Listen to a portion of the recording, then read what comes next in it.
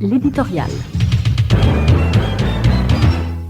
Dès le lendemain de la réouverture officielle de l'aéroport international de Port-au-Prince, après être resté fermé depuis fin mars pour cause d'épidémie de coronavirus, des dizaines de compatriotes débarquaient de Fort Lauderdale, Floride, où ils étaient bloqués sans pouvoir rentrer chez eux.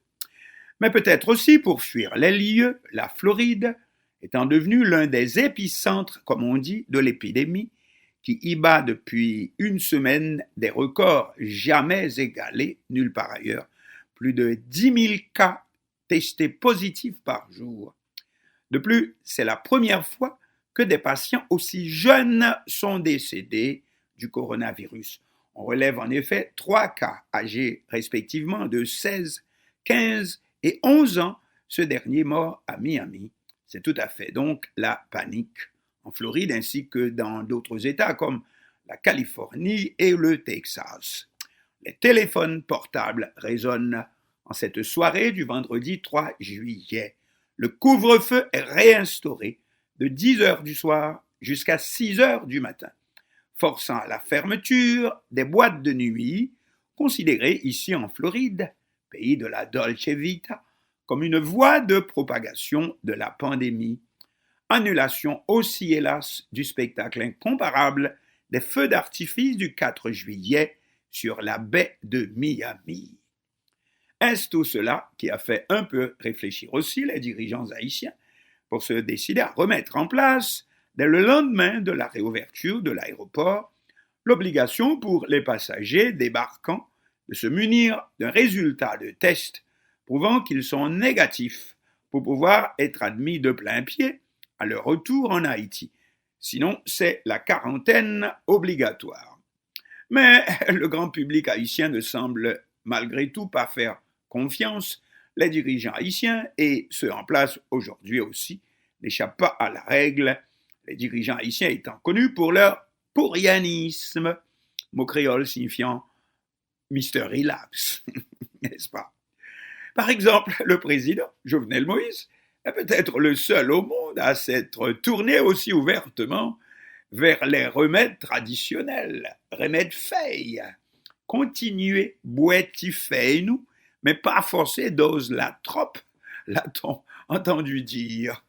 Et malgré vous me direz, les plus de 40 millions de dollars américains investis le mois précédent dans l'importation en Chine de matériel pour combattre la pandémie. Oui, mais comme on dit entre deux mots, il faut choisir le moindre, et comme le coronavirus semble faire jusqu'ici en Haïti apparemment moins de mal qu'ailleurs, quelques 110 morts, près de 6 000 infections certifiées, la priorité est donc soudain donnée plutôt désormais à l'économie. Et d'ailleurs, les institutions financières internationales sont unanimes, selon une dépêche de l'agence France-Presse, sans les transferts d'argent qui représentaient un tiers du PIB, alors que les transferts des migrants pourraient reculer jusqu'à 25%, compte tenu des impacts de la pandémie sur l'économie américaine, eh bien, l'insécurité alimentaire en Haïti va s'aggraver. Avant le coronavirus, déjà, on disait que 40% des Haïtiens avaient besoin d'une aide alimentaire d'urgence. Le gouvernement a aussi la bénédiction du Conseil technique médical chargé de l'accompagner dans la crise sanitaire, confession du docteur William Pape.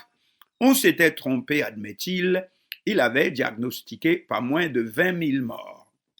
Cependant, une fois les brebis égarées, comme on dit, rentrées au bercail, on va sans doute se heurter au blindage international qui caractérise actuellement la circulation des passagers, avec pour commencer nos voisins, la République dominicaine, forcée par les ravages bien plus importants de l'épidémie chez eux, de garder fermées toutes leurs frontières aussi bien aériennes que terrestres.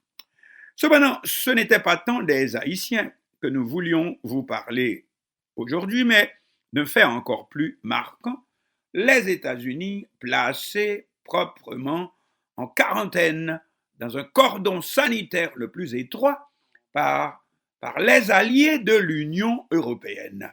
Comme on dit chez nous, c'est du jamais vu. tout contact absolument interdit entre les deux continents.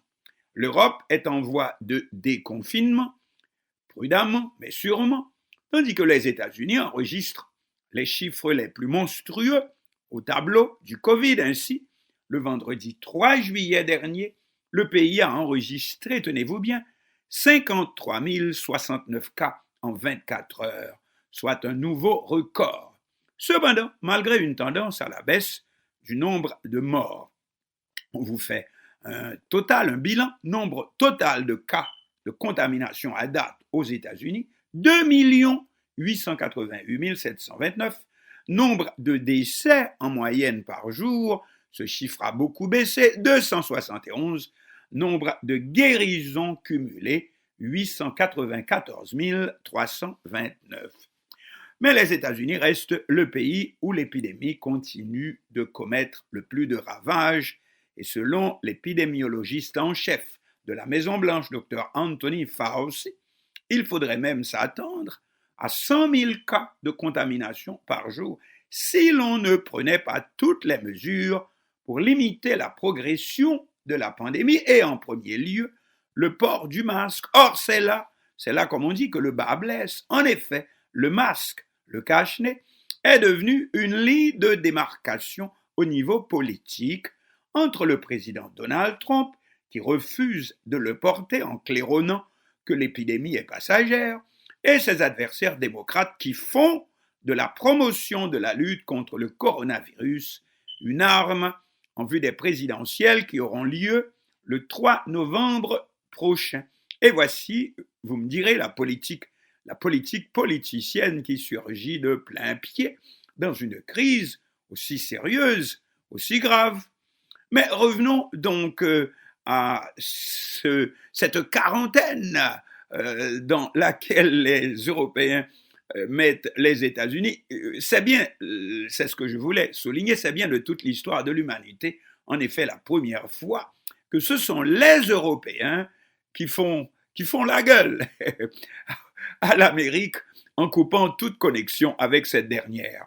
Car si l'on en croit l'histoire universelle, c'est le nouveau monde que choisirent les Pilgrims, les protestants persécutés en Europe pour s'y réfugier au XVIIe siècle, quitte pour ces derniers à opérer contre toute autre race qui s'y trouvait avant eux, les autochtones, les Native Americans. Justement, le nom Native American signifie américain natif natal.